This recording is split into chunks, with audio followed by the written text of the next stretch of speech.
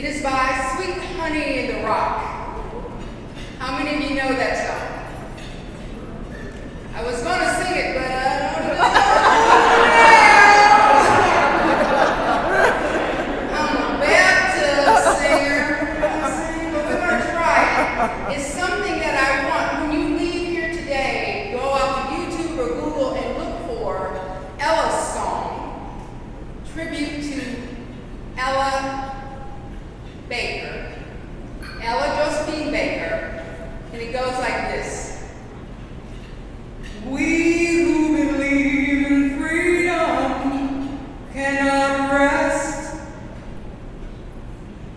We who believe in freedom cannot rest until it comes. Make that your anthem. Because if we believe in freedom, it's about doing more than the ordinary. We're talking today about making extraordinary moves. But first, let's figure out what is ordinary. Ordinary means commonplace. There's nothing extra going on. The things we do every day. This was an ordinary day when you got up this morning and of your own free will decided that I'm going out to be with people who believe in equality. That I will give up my sleeping in on Saturday morning to be with 300 people who believe that we cannot rest until freedom comes. That we will take the time and the energy to talk about how we can do better. Because we want to be extraordinary. We want to go beyond what is usual and what is customary. But let's look at what is ordinary in a day around the world. For us, we got up, most of us drove our own cars or had a good friend to come and pick us up. But in other parts of the world, like in Mauritania, these women are getting up in a desert community and going out to learn about early childhood education. For those of you who are in education here, we know that it is one of the most important things we can do to prepare our children for the future. And when women are educated, we get our children to be educated. We have a very high illiteracy rate right here in North Carolina, and we can do better. Women in Vietnam might be going out and just picking up a few sticks of little dry corn husks so that they will have the ability to have fires to cook or a few extra dollars to sell an ordinary day. In Mali, what has become extraordinary is that girls are able to play on sports teams. How many of you play sports? I know when I started playing sports, and let me tell you, I'm a seasoned kind of chick. I look good, but you know, I've been here a couple days. We won't talk about black on crack, but since I said it. When I was a young girl growing up, poor in the South, as a black woman growing up, poor, as a colored Negro child growing up, poor, and I say poor because we couldn't afford the last two letters. My mother's aspiration for me was for me to do something, to get out of the house, to work hard and to take care of my children, to hopefully be married well. And when I disappointed her by not following through with the cheerleader route and then maybe the beauty queen route, and I decided to play basketball, I made my mama cry. This was a long time ago. This was a long time ago when they felt that women couldn't possibly run the entire court. Any of you been there? I was a stationary guard. They thought I didn't have the breath to make the whole court. And they were right. But we won't tell them. But when I was playing basketball, it was a time where girls were just barely wearing pants anywhere. When I went to elementary school, some of you know about this, we wore pants only when there was bad weather, and we took them off when we got to school, folded them neatly, and put them back on because they were only allowed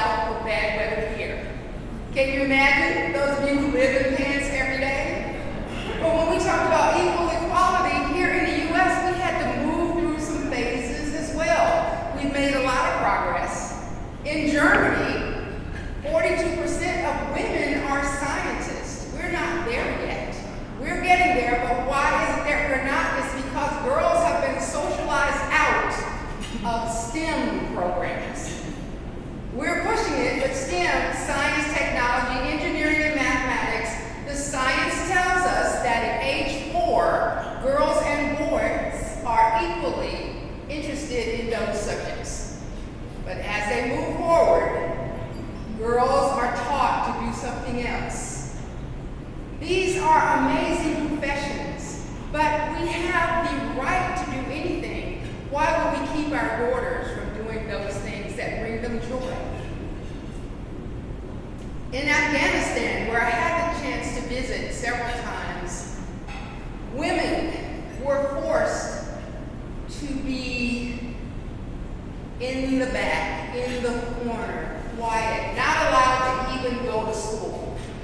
For 25 years, between Russia and the Taliban, women in Afghanistan had almost no rights. But I'm so happy that they are now part of legislative bodies in that short span from the early 2000s to now.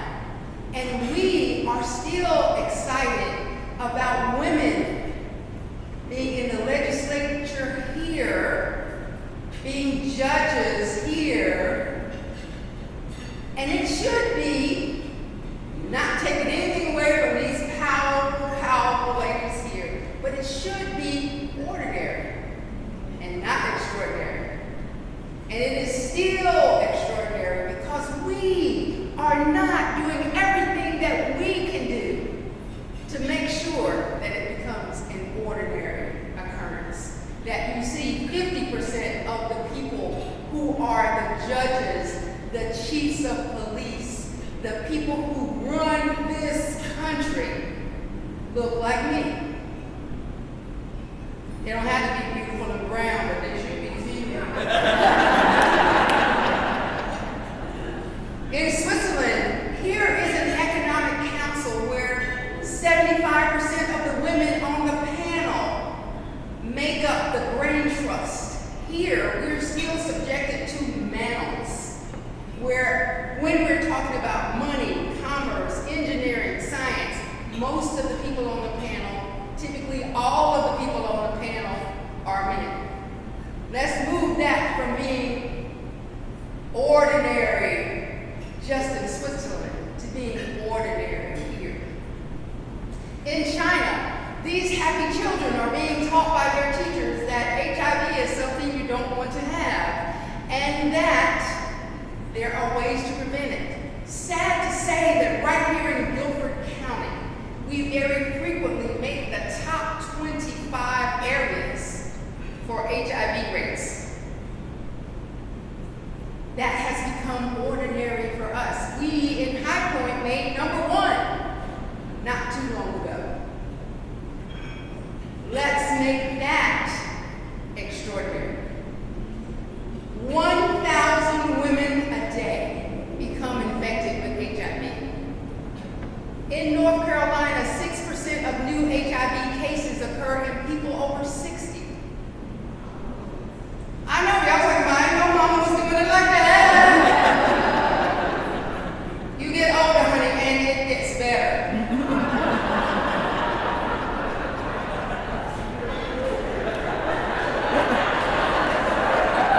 That's all I'm gonna say on that subject. But we can make it extraordinary for HIV to be a part of our lives at all. This is something that has been going on for decades, and while we changed it from being an absolute death sentence to being something that is a chronic illness, it changes the life of the person who has it. Women who have HIV tell me that the thing they miss most, what do you think is the thing they miss most? Shout it out. Hugs. That's true. People don't want to touch them. They believe that it's going to just jump across to them, but they do. It's not an easy disease to catch. That is why we should not have it at all. Protect yourselves. Get out of the way of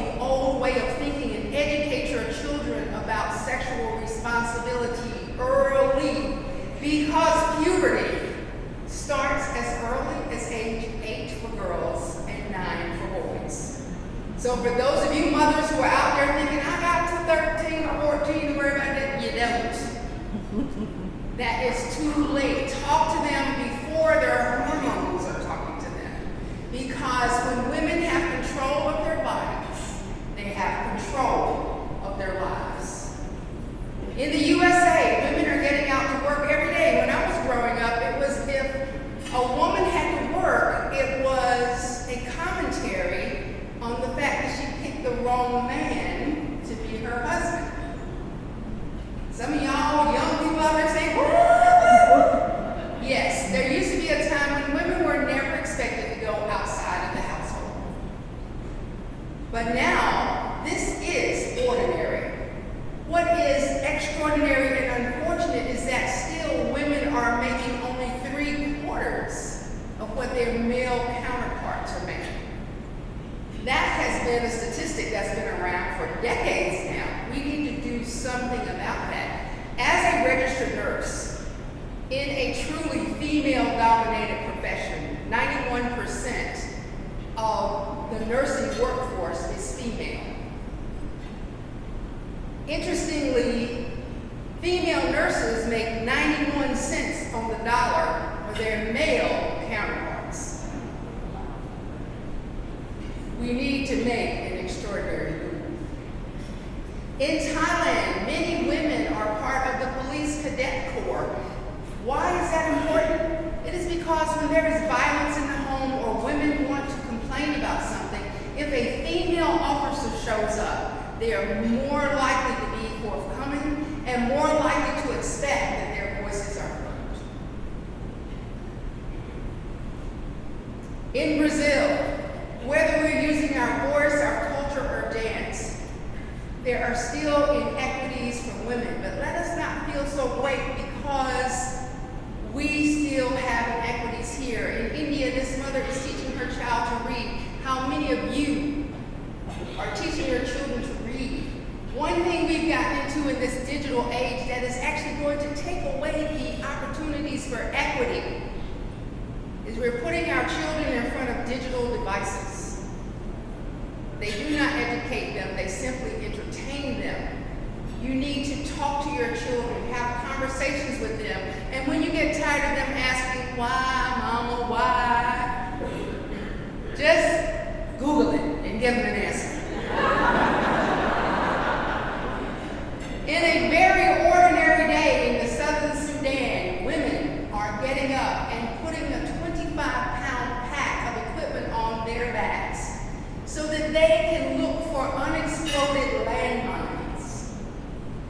Could you imagine that as a part of your ordinary day? War is going on too much, too far, too often.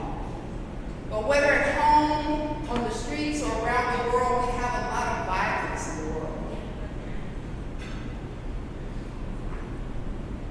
Let's talk about intimate partner violence. A long time ago, when I began my nursing career, almost 40 years ago, I know you're still surprised. But during that time, if someone came in, a woman came in who was injured, she might not have the ability to press charges. Or she could press charges, maybe nothing would happen. But if she was in a violent situation, if she pressed charges, we could expect that she might get some more violence when the perpetrator was released. The laws changed over time in the 70s and the 80s so that now the woman does not have to say, he beat me, or my partner beat me. But here's some interesting things about intimate partner violence. Homicide is the #1 cause of death in the workplace for women. Homicide. #1 cause, usually perpetrated by someone who loves them. What can we do about that? We can be the people who reach out, who use our voices to say, I see you. You don't have to say, I see that you have a bruise on your face that you're trying to hide. I see that you're flinching if I come near you. But you can just say, if you need to talk, I'm here. Many people who are caught up in violence, and more often than not, they will be women, don't have anyone they can turn to. They are fearful if they talk to you at work or in the church or in the community, you will condemn them. Reach out to them. Sexual violence and harassment. We've had a lot of information about this over the last few years in the Me Too movement. There are a lot of Me Too's. There are a lot of us who have had the unfortunate opportunity to have some sexual thing happen to us, whether it was a touch, whether it was a comment. Let's do better. Let's train our young girls growing up and our sons. This is inappropriate. It is not funny. It is not okay. And anytime I've asked a man who I know has been the person who does this, what would you do if it was your sister or mother or wife? They were like, that wouldn't happen to them. And yet, they do it. They feel like it's just a joke, but it's not a joke to the person who does it, who receives it. Human trafficking and sexual exploitation. Let's call this what it is. It's slavery. It is slavery because it means that there's a person who does not have a right to walk away from the situation.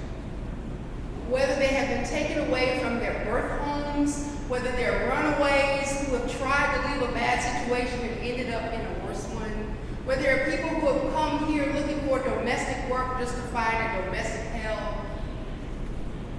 This is something that we need to learn more about. Take the opportunity to find out what it looks like in your community and be willing to speak up. If you see something, say something. Female genital mutilation.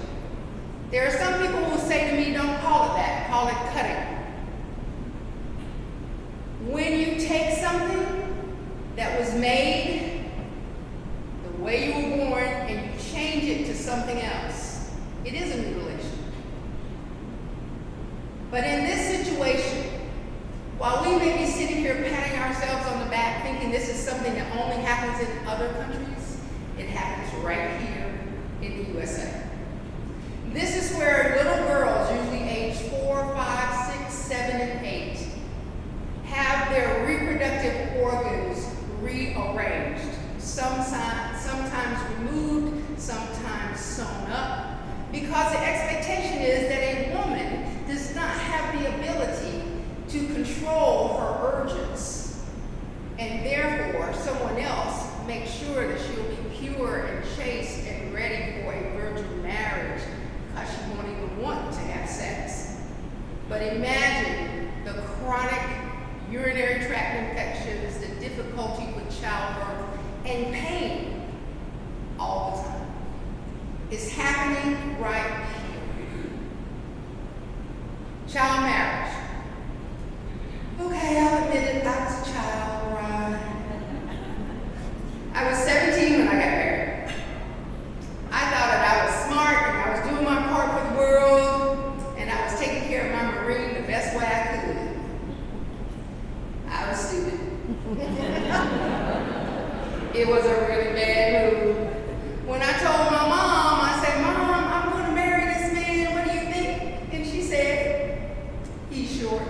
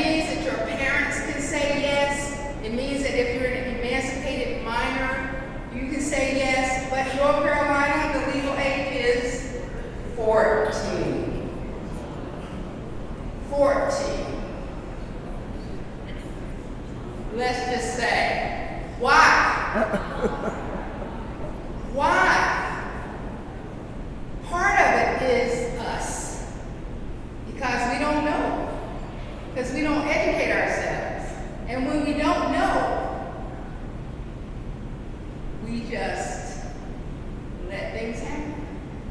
Stay aware. When we use our right to vote, we can change these things. 99 years ago, almost to the day, we got the right to vote.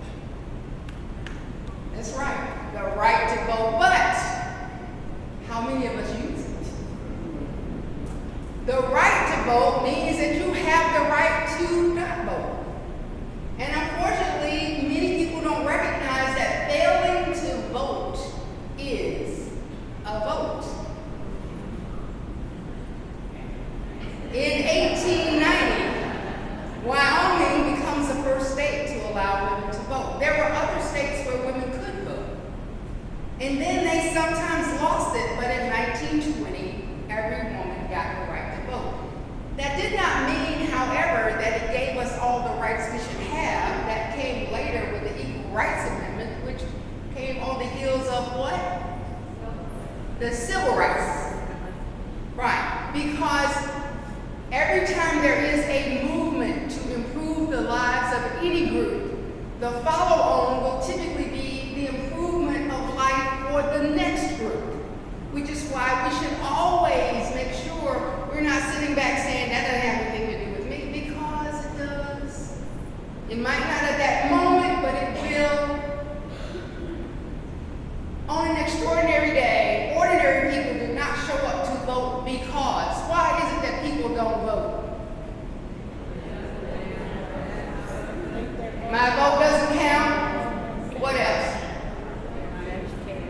Not educated on the issues. What else? Angry. They're just mad. They're going to be madder when they don't vote, right? The thing is, there can be 50 reasons why people don't vote, but there shouldn't even be one. Nothing bothers me more than when I'm sitting there on election night looking at the countdown, and then someone breaks in to say, in North Carolina, a polling place is closed because of the electricity or a rat ate the power cord or something. And you see all these people, I'm so mad, I got work and I cannot. I'm like, okay, so you had early voting for the last month or two. Why you wait till the last day? There is no reason ever to say I couldn't vote because I went on the last day. Because if it was ordinary for us to go early, there would only be 10 or 20 people showing up on the last day. It wouldn't have that horrible effect it has of 1,000 people being turned away at polling place after polling place. Because this is from Martin Niemöller, the Lutheran pastor. We've seen this all the time. You will see it at the Holocaust Museum. And it says, first they came for the communists, and I did not speak out. Let me just say that anytime you read this, there may be any different version of who came first and who came second, depending on when he was speaking. But in essence, then they came for the socialists, and I didn't speak out because I was not a socialist. Then they came for the trade unionists, and I didn't care because I wasn't working, it didn't make no difference. Then they came for the Jews, and since I wasn't Jewish, I thought, they'll handle it. Jesus will rise up and part a sea or something for them. They'll be all right. But then, when they came for me, there was no one left to speak for me. And that's what we're doing right now. We're looking at atrocity after atrocity after atrocity and feeling very confident about it's not happening in my neighborhood. I don't have to worry about that as long as I'm in the right place, in the right city, in the right state. It's not about me. But guess what? It's always about us because this is our family, the human family. And when bad things are happening, there's usually some breakdown in the system that we could get involved, that we could run for office, that we could go out and vote and change. Because we who believe in freedom cannot rest. We who believe cannot rest. We who believe in freedom cannot rest until it comes.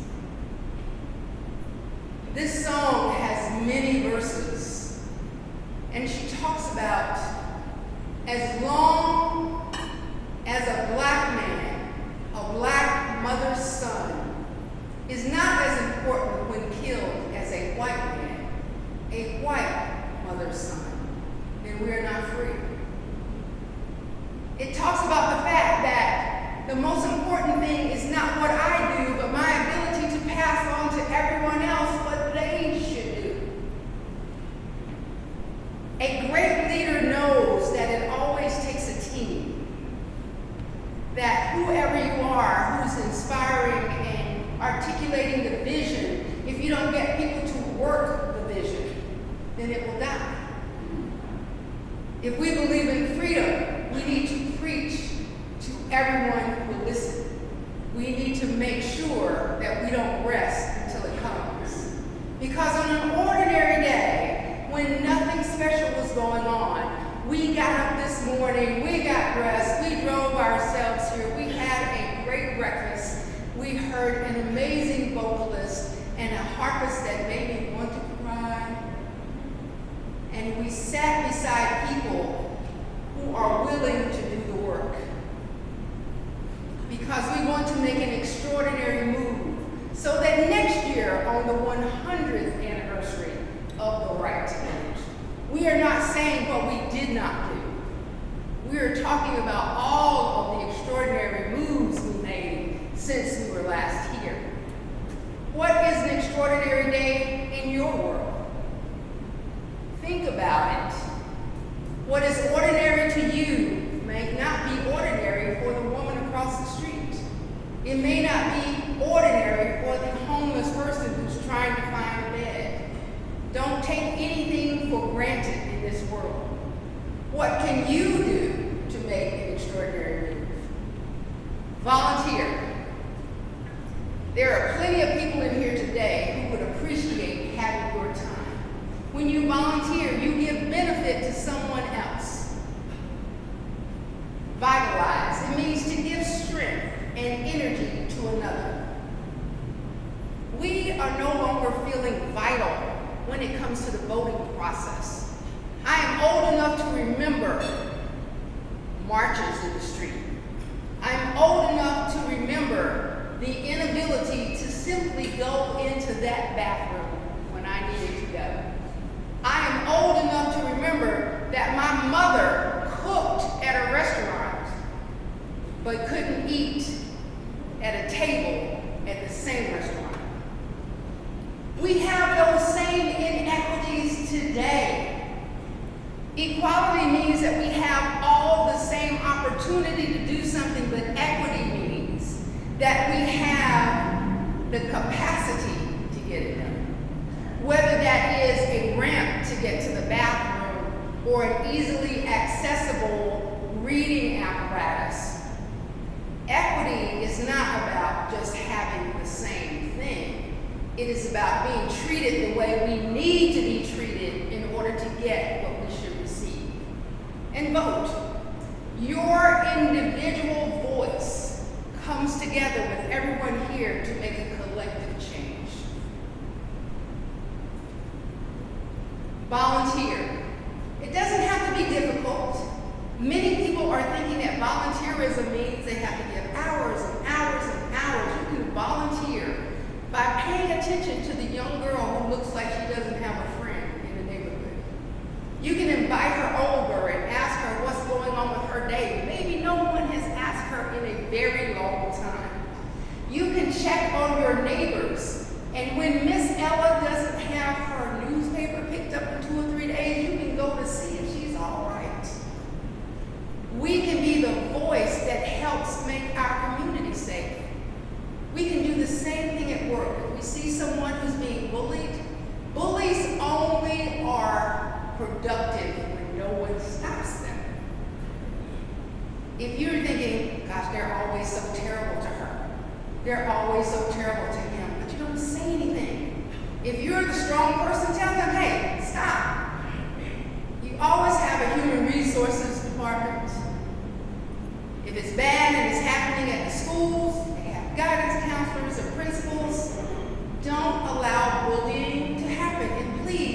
the person who's saying, oh, that's just part of growing up. Too many young people are committing suicide these days because of bullying, especially with this electronic bullying we can do over the internet. We who believe in freedom cannot rest. Will you say that with me? We who believe in freedom cannot rest. We who believe in freedom cannot rest. Don't rest when you leave here today. Look for an opportunity to help. Look for organizations that support people who have less. Because while we can feel very good about ourselves in these United States of America, we have a long, long way to go. There are still people every day who do not have what they need, the most basic things, and we are throwing those things away. For those of you who, like